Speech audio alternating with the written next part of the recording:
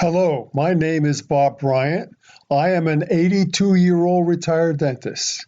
I will tell you about my 4 visits to presentations by Rutgers Climate Change Institute professors, 2 of which have testified before congressional committees.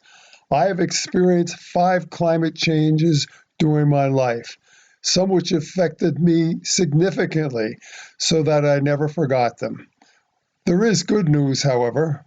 The world's ecosystem is not about to be destroyed by the Earth being overheated.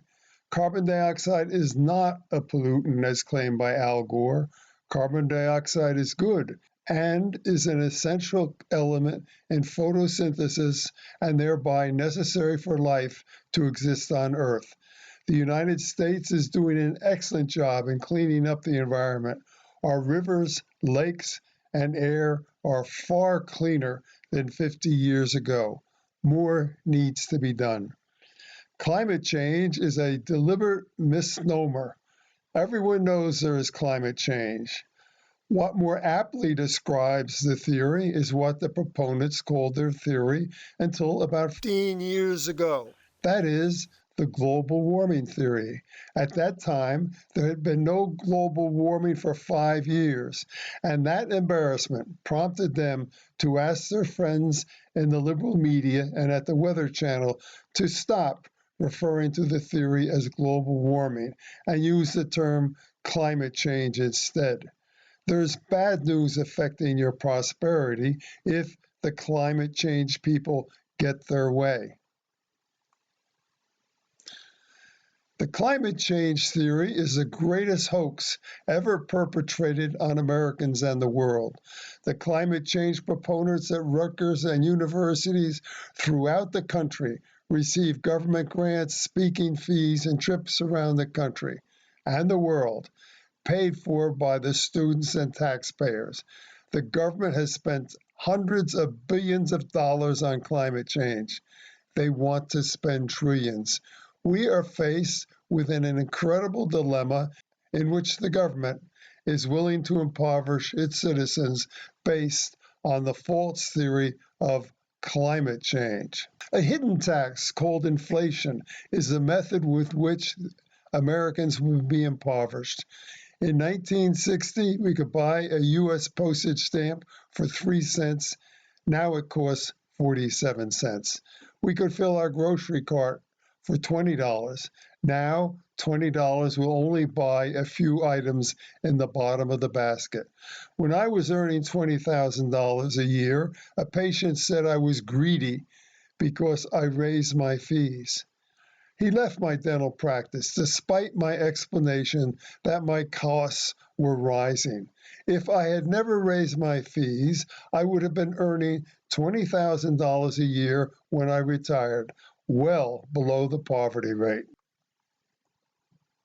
Why prices go up even when the economy is down? If you guess taxes, you're right. Except it's not the direct tax of when money is taken out of your paycheck, but instead a hidden one called inflation. To explain how inflation works, let's pretend there are 2 people in a bank that represent the entire money supply.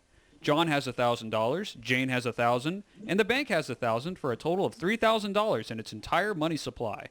The white dollars indicate the face value of the money, and the green dollars represent the actual value of the money. As you can see, $1,000 in face value equals $1,000 in actual value. The green circle with the 100% in it indicates the actual value of the money as a percentage. Let's say that one day the bank asks the government to raise taxes by 50% so it can give the money to the bank to cover its losses from loans it made that went bad. The government complies and taxes $500 each from John and Jane to save the bank. Of course, this makes John and Jane very angry and they vote the congressman out of office in the next election for protecting the irresponsible bank at their expense. This scenario obviously doesn't work out well for the bank and the government who now face public outcry. So they turn to an age-old trick of inflating the money supply that allows the bank to get its bailout without angering John and Jane with high taxes, which in turn keeps Congress members in office. It starts with the Federal Reserve, also known as the Fed, loaning into existence the extra $1,000 the bank desperately needs. By doing this, the overall money supply grows to $4,000 in face value, although the actual value of the money supply stays fixed at $3,000. This $1,000 goes directly to the bank, bringing its total face value to $2,000. Since the money supply was increased, the bank will see the actual value of its money drop to $1,500 over time. But because it received the new $1,000 for very little interest, the bank essentially gets the money for free, making the drop in value irrelevant. John and Jane weren't directly taxed the money to save the bank, so they still have $1,000 each in face value. But because the money supply was increased, the purchasing power of their money has dropped to 75%, with the actual value of their money now only worth $750.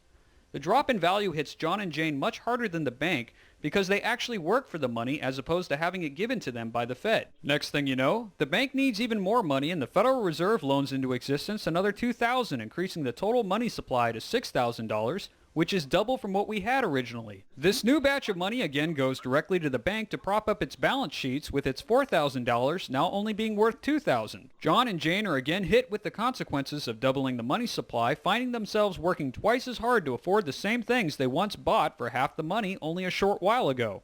And because John and Jane aren't aware of the fact that inflation is a tax, they go on to blame their grocery stores and gas stations for constantly raising prices, never realizing it's the Fed working with the bank to literally steal John and Jane's wealth without them knowing. Inflation is a disease. It's a dangerous disease for a society. It is sometimes a fatal disease for a society. It's a disease that, if allowed to rage unchecked, can destroy a society. And we have many such examples. The classic examples, of course, are the extreme examples of Germany, of Austria, of Russia, after the First World War, when inflation really did reach levels at which the kind of apocryphal story I told you was a literal description of the reality. When inflation reached levels at which employers would pay their workers 3 times a day after breakfast, lunch, and dinner so they could go out and spend the money before it lost all its value. That's the real extreme cases. But you don't have to go to such extreme cases to see the enormous harm which inflation left unchecked can do. You have the example in many examples in South America. Brazil, before 1964, was brought down by an inflation that led to a revolution that toppled the existing government in order to stem the inflation. In the famous case of Chile, with Mr. Allende in power, he produced an inflation, which was one of the major factors that caused the economic catastrophe that led to the replacement of his government by a military dictatorship. Now, the first step toward understanding the cause of inflation is to recognize that it is always and everywhere a monetary phenomenon. It's always and everywhere a result of too much money, of a more rapid increase in the quantity of money than an output. Moreover, in the modern era, the important next step is to recognize that today governments control the quantity of money, so that as a result, inflation in the United States is made in Washington and nowhere else. Of course, no government any more than any one of us likes to take responsibility for bad things. We're all of us human. If something bad happens, it wasn't our fault. And the government is the same way.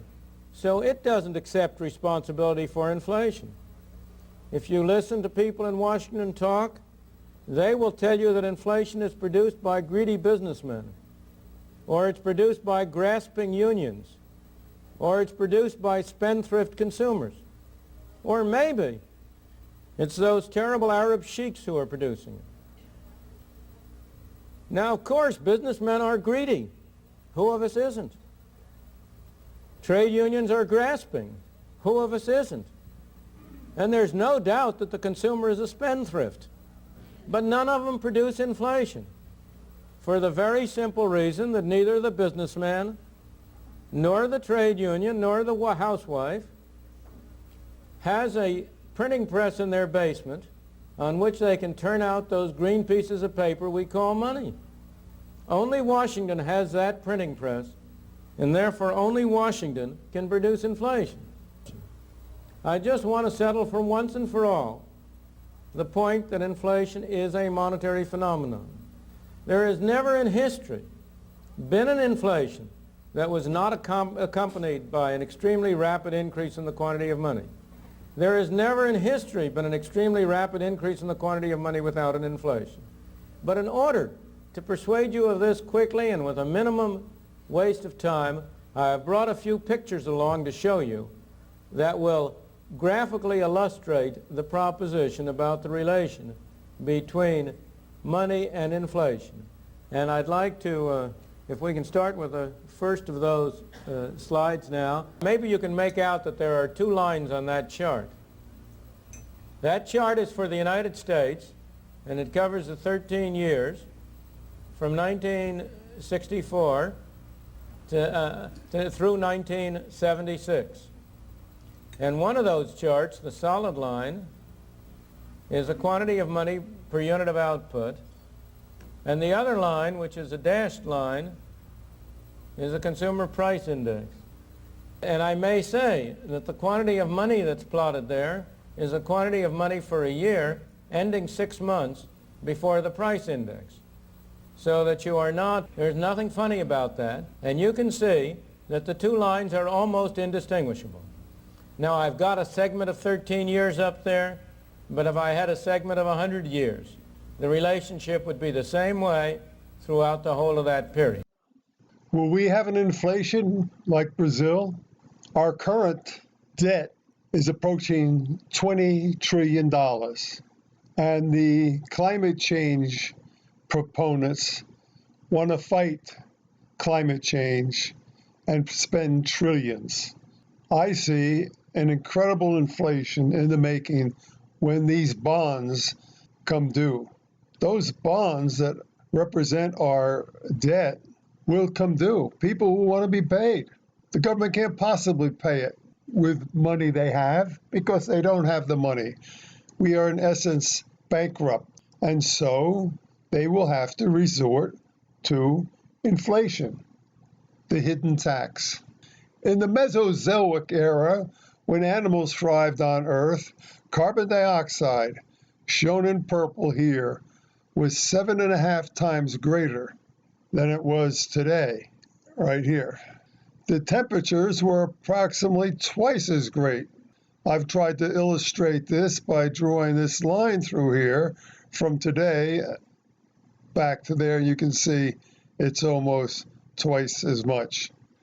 A theory is a speculation or guess. If predictions of the theory turn out to be wrong, and the observations show the theory to be wrong, then the theory is usually discarded. The climate warmist theory has not been discarded because Gore has politicized the theory. Theories have premises upon which they are based. The two global warming premises are that man-made carbon dioxide is the major cause of climate change, and that it is now warmer than it has been in about 1,000 years. The top charts are conflicting IPCC charts. The Intergovernmental Panel on Climate Change, or IPCC, is a part of the United Nations. The 1990 chart over here shows a medieval warm period and a little ice age. The medieval warm period is substantiated by archaeological evidence that proved the Vikings under Eric the Red built stone buildings and raised domestic animals and raised crops in Greenland. Recent evidence of the medieval warm period has been found in South America and China. The 2001 chart was developed by Michael Mann, an unknown recent doctorate graduate in 1998. Michael Mann said the Earth is hotter now than it has been in 1,000 years, ignoring the medieval warm period and the little ice age. In the lower chart on the left, I have drawn a line to show how much warmer it was then than now. In the lower right-hand chart, I have drawn the median through this jumble of up and down lines and included Michael Mann's upper projection to demonstrate why it is called the hockey stick graph. This slide shows that the Little Ice Age existed. In the painting The Great Frost, drawn in 1683, Londoners are walking on the frozen Thames River. This chart shows the lack of sunspots during the Little Ice Age, when the sun went silent. It's called the Maunder minimum. Sunspots are huge eruptions on the sun's surface, casting out heat in all directions, including the Earth. These are facts which historians and scientists have known for hundreds of years. Scientists believe that sunspots and the change in the elliptical path of the Earth around the sun are part of a complicated mosaic where they may eventually be able to understand climate change. This chart is from the United States Department of Energy, showing the history of energy consumption in the United States. Imagine what it would be like if we did not have these fossil fuels as sources of energy. We would have to rely on these renewables, and you can see we don't have really nearly enough to supply our needs. For many decades, the environmentalists have stopped the production of nuclear energy. But let's look at this line here. This is the consumption of wood as a source of energy in the early part of the 19th century. You can see the increase until men started burning coal. And as the use of coal went up, the use of wood went down. The use of coal saved our woodlands. This is an aerial photo of Haiti on the left, and Haiti denuded their country of wood because they had no fossil fuel. So they used wood as their main source of energy. In neighboring Dominican Republic, they had fossil fuels, namely natural gas, which they use, and so they did not cut down their woodlands. This is a chart of human progress. Since men started to use fossil fuels, of course, man-made carbon dioxide went up, life expectancy went up, population went up, and the gross domestic product per capita went up, which is most important because that's the measure of prosperity. The use of fossil fuels brought us out of poverty that it has always known. Rutgers professor Dr. Broccoli says his study is on why is New Jersey's climate changing. He creates a chart of past New Jersey temperatures using a computer. I can understand the logic of trying to determine future temperatures using present data, but why would anyone want to determine past temperatures using a computer, since we already have thermometer records of past temperatures? I didn't understand how one could determine the past record of temperatures in New Jersey using a computer. I later sat down next to Dr. Broccoli at a warmest presentation at Rutgers, so I asked him how he could determine the past climate in New Jersey using a computer. He said he used carbon dioxide records, the brightness of the sun, sulfate aerosols, the burning of coal. He appeared shocked when I told him his chart did not conform to thermometer records, and he said his chart did conform to thermometer records, so let's check that out.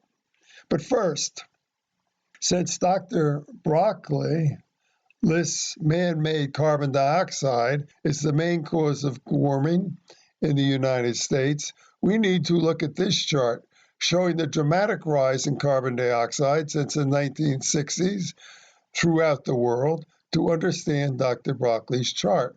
There has been a rise in carbon dioxide. That is a fact. The question is, what caused the increase in carbon dioxide? The warmers claimed it was caused by man burning fossil fuels. The burning of fossil fuels is actually an insignificant player in the rise of carbon dioxide. On the left is Dr. Broccoli's chart, and the right is the National Oceanic and Atmospheric Administration's chart of the temperature for about the last 120 years. Both charts cover the same period. Dr. Broccoli's chart shows cold readings in blue and the warm readings in red, while the NOAA's chart shows the warm readings in red. The National Oceanic and Atmospheric Administration is referred to as NOAA. As I said, I have lived through 6 climate change. NOAA's chart conforms with my recollections, whereas Dr. Broccoli's chart contradicts my recollections, and NOAA's chart. Broccoli's chart shows the beginning of the 20th century to be cold.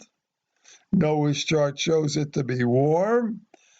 Broccoli's chart shows the 30s to be cold, where in actuality it was extremely hot.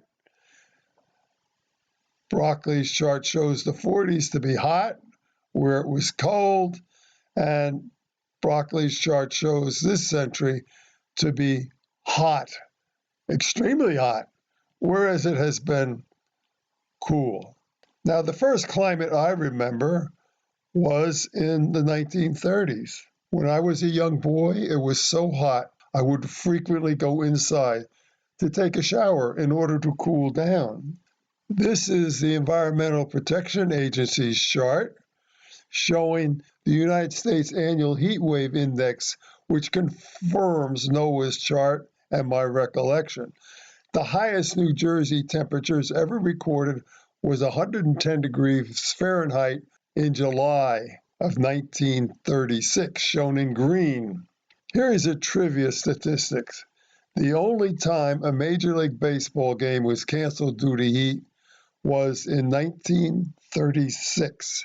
We all know the 1930s Dust Bowl, when such high temperatures were never before recorded. The heat was intense. There are numerous newspaper articles and books testifying as to the heat of the 30s, not only in the United States, but also in Europe. Dr. Broccoli's chart shows the 40s to be hot, whereas this chart shows it to be cold. The German invasion of Russia in the early 40s failed partly due to the extreme cold, where many Germans froze to death and their machinery froze up. In the 40s, I played ice hockey all winter outside because it was so cold. There would have been no ice if it was as hot as Dr. Broccoli's chart shows.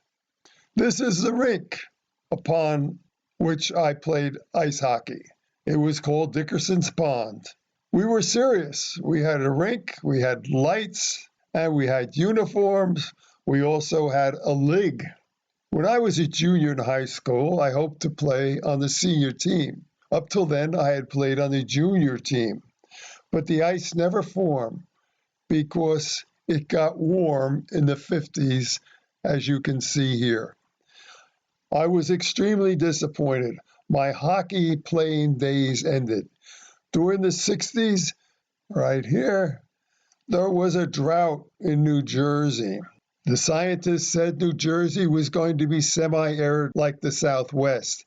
The scientists said we would be in desperate need of water and needed a dam north of the Delaware Water Gap at Tox Island. The Corps of Engineers and the unions wanted the dam, but the conservationists slowed construction by saying the shad would not be able to reach their spawning grounds in New York. The rains came and ended the talk of a dam. During this time, Paul Ehrlich became the modern-day Thomas Malthus, predicting the Earth could no longer sustain the growing population. He predicted hundreds of millions would starve during the 80s, including millions of Americans. There would be a scarcity of minerals during the 80s. 2,000 people in New York and Los Angeles would die from smog. He would bet that Britain would cease to exist as a nation by the year 2000. He was wrong on all counts. Paul Ehrlich had a friend, John Holdren, and they predicted a new ice age during the 70s when it was cold. And they blamed man's burning of fossil fuels. They said the soot from the burning of fuels would block out the rays of the sun, and man was also burning woods and creating aerosols. America was the biggest villain, since we burned the most fossil fuels. Some recommended that the internal combustion engine be outlawed. The heat of the 70s and 80s destroyed this anti-American theory. That didn't stop Ehrlich and Holdren. They adopted Al Gore's anti-American global warming theory, which blames man's burning of fossil fuels producing carbon dioxide, a greenhouse gas, as a culprit. Can you get your heads around this? Men burning fossil fuels was to cause global cooling and a new ice age. But 10 years later, Ehrlich and Holdren tell us men burning fossil fuels are causing global warming, which will destroy the Earth's surface, making the Earth uninhabitable. We will now take a closer look at Noah's chart. The dotted line here shows the rise in carbon dioxide. There is no large amount of carbon dioxide before the 30s to cause the great heat of the 30s. After 1930, there is a great rise in carbon dioxide, but no great heat in the 21st century. Could the heat of the 30s have caused the rise in carbon dioxide? Historically, the carbon dioxide rise follows the rise in temperature. Oceans make up 71% of the Earth's surface. The oceans are a vast reservoir of carbon dioxide because plants and animals that die decompose and release carbon dioxide into the cold water.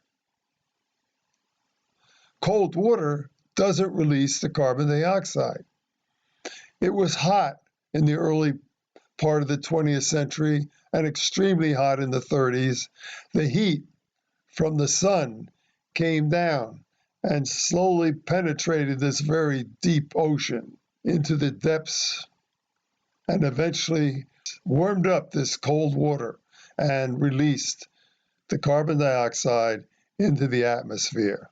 It is a fact that when heat is applied to a body of cold water, the carbon dioxide is released and driven out.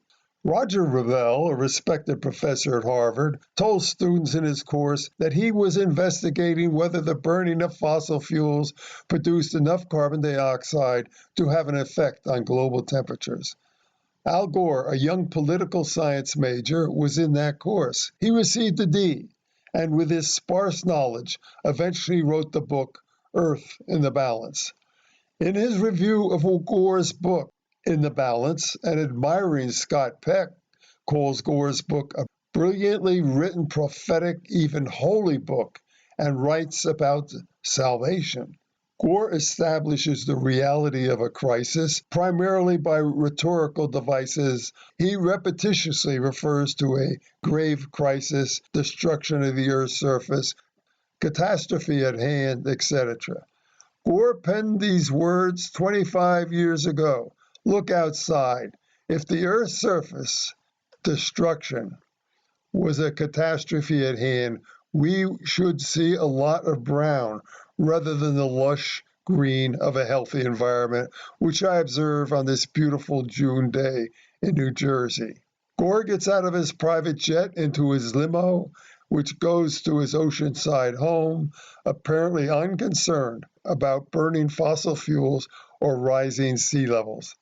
He also owns a 20-bedroom, 9-bathroom mansion in Nashville, which burns up to 20 times the energy of the average home.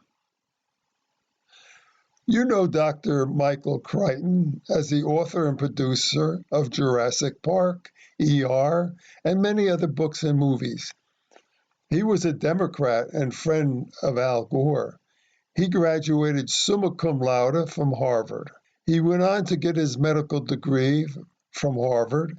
He was a visiting professor in anthropology at Cambridge. He believed in global warming until he read the data and then became a skeptic. And then Dr. Crichton said this: "When we allow science to become political, then we are lost. We will enter the internet version of the Dark Ages, and there are stifling fears and wild prejudices transmitted to people who don't know any better." I highly recommend this book that he wrote, State of Fear. Carbon dioxide is the staff of life. Photosynthesis requires carbon dioxide. Here we show carbon dioxide plus water plus sunlight gives us oxygen, which we need to live, and glucose, which produces all the food that we eat, including the plant itself. We know if we take a potted plant, put it inside and don't water it, it dies. The same thing would happen if we had no carbon dioxide in the atmosphere. This would become a dead planet. This is the carbon dioxide cycle. Decomposing matter gives off carbon dioxide, animals and plants. Animals respire and give off carbon dioxide. We burn fossil fuels and give off carbon dioxide, all helping plants. Dr. Broccoli and others said snowfall would decrease across much of the northern hemisphere during the 21st century. Amazingly, Dr. Jennifer Francis, a fellow Rutgers professor, showed slides of great amounts of snowfall across the northern hemisphere, disproving Dr. Broccoli's assertion of less snow.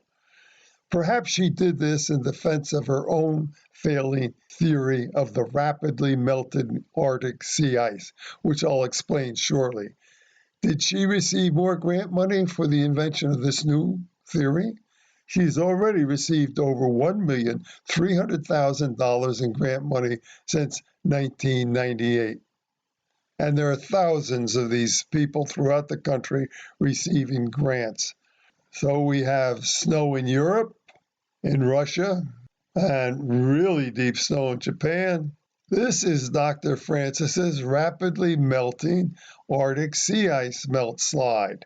The North Pole is located on the Arctic Sea, so we can think of the ice at the North Pole as a giant iceberg floating on the Arctic Sea. This satellite photo was taken in 1980, when you would expect a maximum ice cover after the cold of the 1970s. Satellite photos were first taken in 1978, so we have no aerial photographic record of the Arctic Sea in the 30s, when it was extremely hot. Dr. Francis said that half of the Arctic sea ice has already melted. If so, why aren't the Maldives underwater by now? Why aren't the reporters reporting alarming news of a great rise in sea level in Florida, as Al Gore predicted 25 years ago? This demonstration shows that melting ice in water does not cause the water level to rise. You can clearly see what happens when you put water into a closed container and leave it in the freezer. When it turns from water into ice, it expands, and in this case, breaks the container. And I have a little blue iceberg here that I'm going to float in a volume of water. And by the way, icebergs have a bluish tint because ice tends to absorb a little bit of a longer wavelengths, like towards the red end of the spectrum, and so what's left is blue. I'm going to fill this up to nearly overflow, capsize the iceberg. Okay, settle down. I'm going to fill this up to nearly overflowing. And what might be surprising to some of you is that as the ice melts, the volume does not increase of the ice-water combination, and so none of the water will spill out.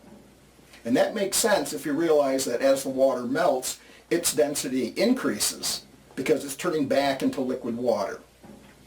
And so it all makes nice mathematical and physical sense. So we'll just let it sit there for a while, and we can watch it on the clock.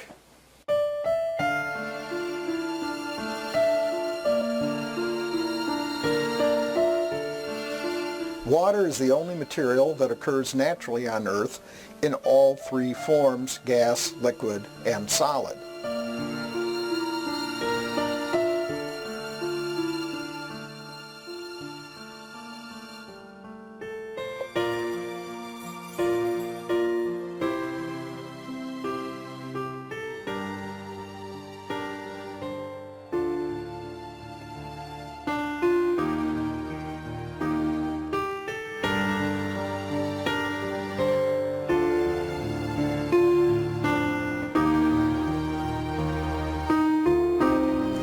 Okay, so here the ice is gone and we've got no spillage whatsoever.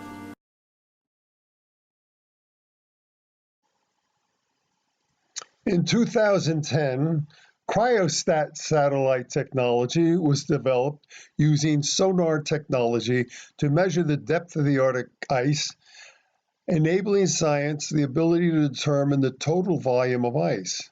In 2013, there was a 50% increase in Arctic sea ice. Not many people look at cryosat photos, but millions upon millions of people were experiencing frigid weather. So Dr. Francis explained it away with a new theory about her self-described wacky weather. Now, what we have here is 2012. This is the last slide that Dr. Francis shows. You can see there's a lot of open water. This is a gradient showing blue to be the thinner ice, green the thicker ice, and yellow and red the very thick ice. You can see there's a small area of green and only a smattering of yellow with no red ice. This was October 2013. 1 year later, there is a lot less open water. There's a greatly expanded green area. There's an expanded yellow area, and even some of the very deepest red, showing the deepest ice. This is Dr. Francis's rapid Arctic ice seamelt, and she showed this at a meeting in New York City in the winter of 2015. Dr. Francis presented this slide showing the rapid Arctic sea ice melt in 2012. I asked her why she didn't show the 50% increase in Arctic sea ice in 2013. She murmured it was slight. So she knew, shown by this murmured response about the 50% increase in Arctic sea ice, but chose to deceive us by not showing it, a deception by omission. Instead, she had the audacity to drop her projection off the chart. We can clearly see why Dr. Francis chose to enter her chart in 2012, since the melt was at its greatest extent. In 2013, there was a rebound of 50%, and it has remained there since. This destroys her theory of the rapid Arctic sea ice melt. Can you believe that some warmists say that global warming causes the Arctic sea ice to melt and the Antarctica ice to increase? Al Gore is wrong again. No sea level rise in 7,000 years. There was a great rise in sea level since here when the Earth came out of its last glacial maximum. This was caused by an increase in temperature. Man wasn't burning fossil fuels then to cause this great increase in temperature that melted this ice. We can thank Dr. Hepper for the clear photographs we now get due to his sodium guide star invention. He is a skeptic. I have been very lucky to be able to meet and talk with Dr. Happer down at Princeton. Happer is the Eugene Higgins Professor of Physics and Cyrus Fogg Brackett Professor of Physics at Princeton University and Chairman of the Board of Directors at the George C. Marshall Institute, and is on the Academic Advisory Council of the Global Warming Policy Foundation. I regularly get hate mail. I got one the other day that said, you're a fucking educated Nazi, and I hope you hang by the neck until you're dead. So, I mean, I get this kind of stuff all the time. William Happer, a mild-mannered physics professor at Princeton University, doesn't seem like the kind of guy who would inspire hate mail. But Dr. Happer is a climate skeptic. That is, he doesn't believe the scary warnings about climate change, what used to be known as global warming. This is propaganda. This is really a religious cult, and it's complete falsehood to say that it's science. Oxygen. Happer is most interested in the misinformation about carbon dioxide, CO2. A century ago, out of every 10,000 molecules in the atmosphere, 3 were CO2. Now there are 4 molecules per 10,000, or 400 parts per million. That's actually low by geological standards and less than optimum for plant life. Greenhouses typically pump in CO2 at up to 1,000 parts per million. Plants really do much better with more CO2, and if you look at current agricultural production, probably about 15% of the increase over the last 100 years is from more CO2. If I were king, I would look carefully and try to determine what would be an optimal CO2 level. I know it's more than 400. I don't know whether it's 1,000 or 1,500, but I would try to honestly look at the benefits of more CO2 along with any possible downsides. The biggest possible downside is warming. Climate alarmists have been telling us that more CO2 is a direct cause of higher global temperatures. But while CO2 concentrations have risen gradually, passing the 400 parts per million mark, global temperatures have been steady for the past 17 years. The models have been consistently and grossly wrong. Well, they've been terrible because they all predicted steadily rising temperatures, about 0.3 of a degree typically, centigrade, and the rise since 1998 or so has been 0. So it couldn't be worse. Dr. Happer stresses that he wants a clean environment and that genuine pollution, such as that from coal-fired plants in China and India, has to be curbed. That's real pollution, and that should not be permitted. But that's not CO2. You can't even see CO2. There's this intentional effort to conflate CO2, which is benign and in fact beneficial, with real pollutants. William Happer looks forward to a day when renewables are truly viable. That is a long way off. Until then, oil and natural gas and clean coal provide humanity with abundant and cheap energy, enabling poor people to escape poverty. CO2 will continue to slowly rise, but that will mean more food, less starvation. So we'll have very modest warming, we'll have much greater agricultural production. It's all good, and in addition to all of that, we benefit while they last from using fossil fuels, which have lifted humanity out of abject poverty and misery in the last few centuries. So what's bad about that? This is the greening of the earth that Dr. Happer explained in his video. Hardly the red earth the warmists predicted and actually show.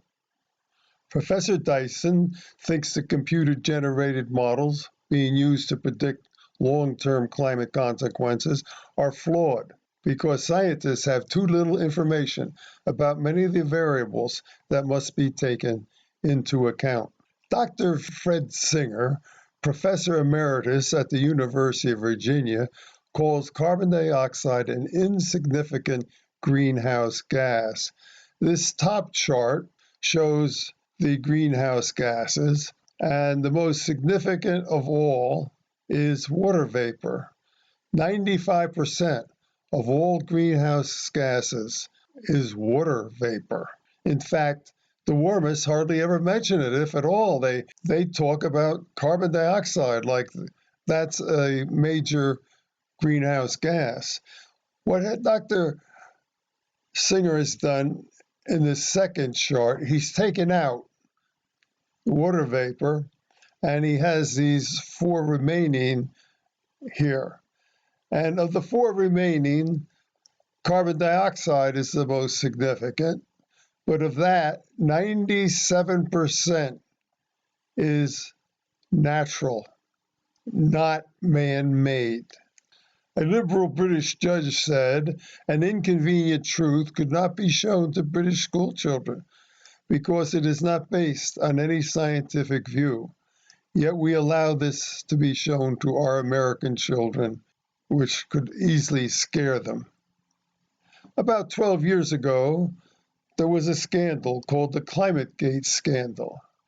What that consists of was Dr. Mann, the creator of the hockey stick graph, sent emails to his cohorts in East Anglia, Britain, telling them that he had a problem, that there had been no global warming for about 5 years. And they said, well, he could do what they're doing, that is, alter the data. They referred to it as a trick. We also have the EPA altering its data. This is the chart I showed you early on, and what they've done is reduce the high down here, and they've increased the low up here, so this is higher than that, than the previous high.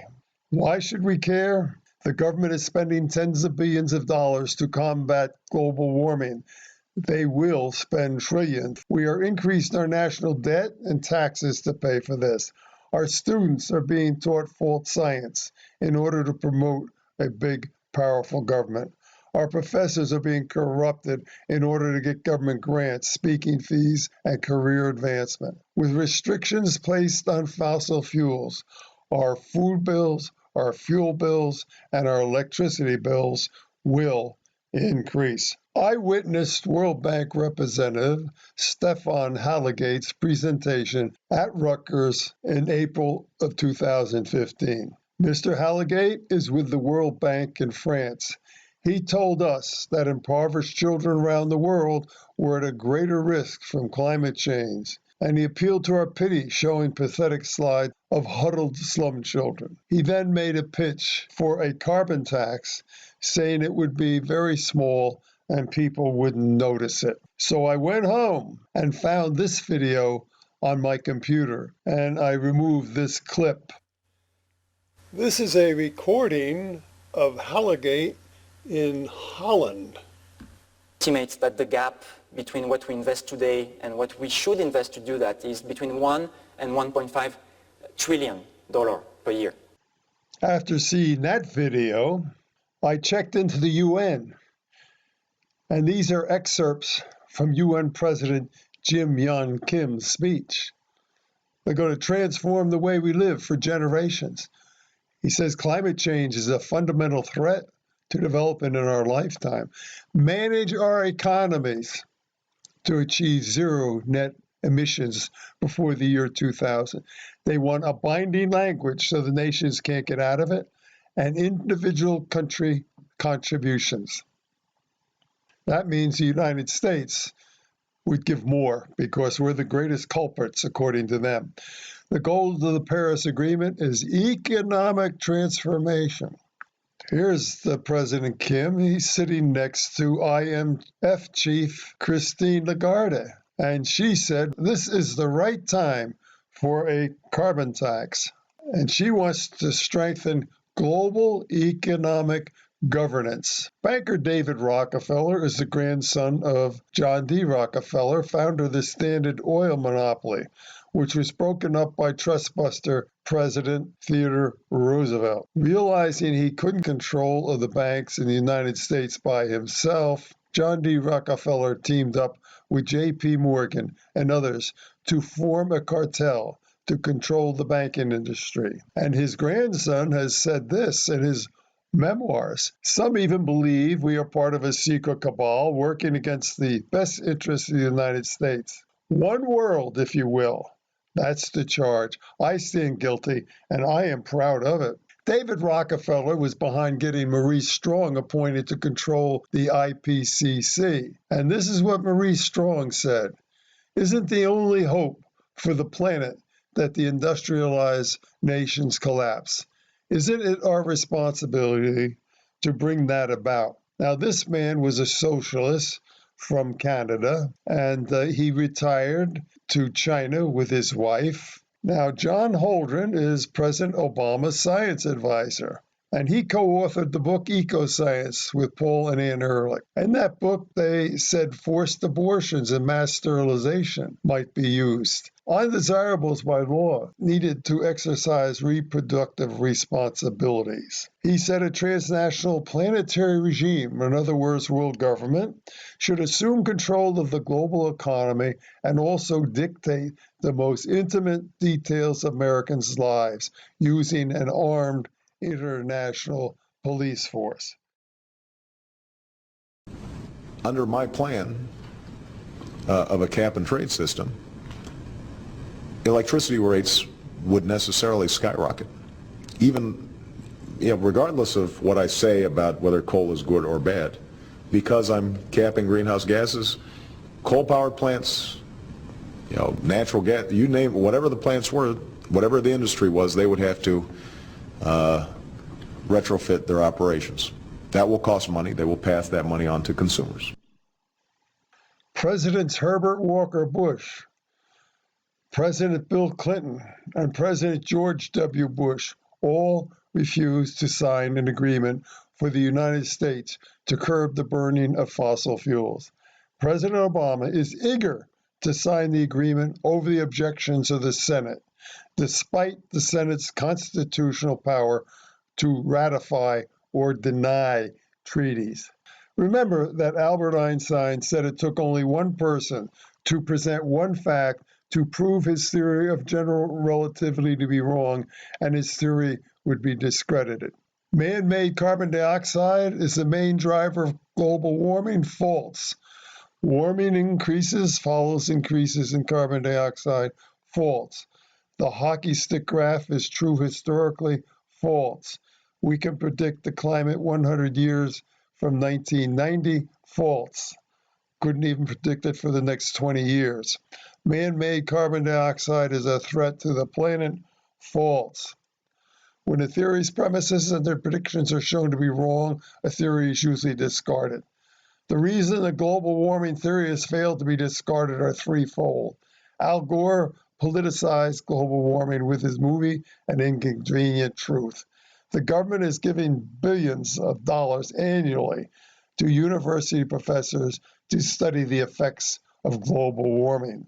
The false narrative that 97% of scientists believe the global warming theory. A recent Purdue University poll showed that 53% believe in the global warming theory, 47% do not. Well, forget ISIS. No, according to Hillary Clinton, climate change is our biggest threat. This is the most consequential, urgent, sweeping collection of challenges we face. Sea levels are rising, ice caps are melting, storms, droughts, and wildfires are wreaking havoc. Warmists say man burning fossil fuels caused a small drought here during the modern era. Man wasn't burning fossil fuels 800 years ago during the medieval warm period and couldn't have caused this tremendous drought that forced the Indians from their cliff dwellings. As I said before, sea level is flat for 7,000 years. Photo evidence that the sea level has not increased at the Maldives since 1950. There it is, and this is today. Tornadoes aren't increasing. Tropical storms aren't increasing. No global warming for 18 and a half years. This is a speech by John F. Kennedy to the Canadian Parliament in 1961. Great parliamentarian Edinburgh said, "The only thing necessary for the triumph of evil is for good men to do nothing." And that, in essence, is why I'm here today. So I'm asking good people to join together with me to fight our children's futures. Teachers with tenure can speak out. Enter Rutgers Climate Change Institute wrong.com in your search bar and enter your email to subscribe for my updates. We need to become activists by attending town council and board of education meetings. We can, as a group, go to our state representatives to demand to have our scientists teach courses in our universities and high schools to counteract the clearly political agenda of the climate warming alarmists. Thank you for watching this video.